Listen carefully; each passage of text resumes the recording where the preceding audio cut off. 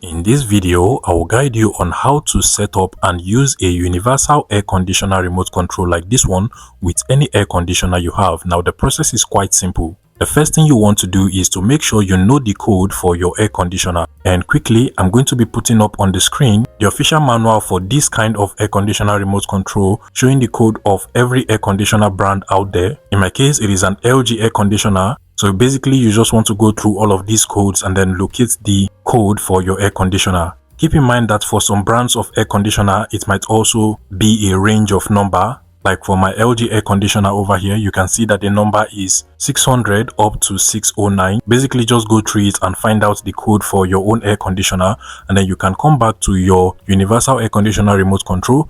Now, what you want to do is to long press on the set button over here. Just press and hold it, and after long pressing on it for 5 seconds, you're going to see the number at the bottom right blinking. So you want to adjust this number to be the same as the code for your air conditioner. So you can use the temperature up and temperature down button. I'm going to long press on the set button again, and now you can adjust the number using the temperature up or temperature down button. You can as well long press on the temperature up or temperature down button, and you can literally see how it is adjusting by itself. So I am currently at 599, and then I just press on it again.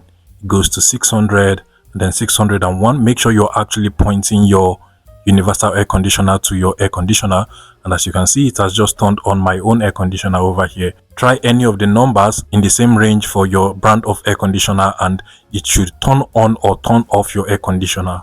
And once you get to the number that actually turns on or turns off your air conditioner, you can now use the OK button to just select on that number, and as you can see, it has been set for my LG air conditioner over here. But if this method does not work out for you, another way you can still use your universal air conditioner with your brand of air conditioner is to simply just long press on the set button for about 10 seconds until you see the number on the air conditioner starts to increase by itself.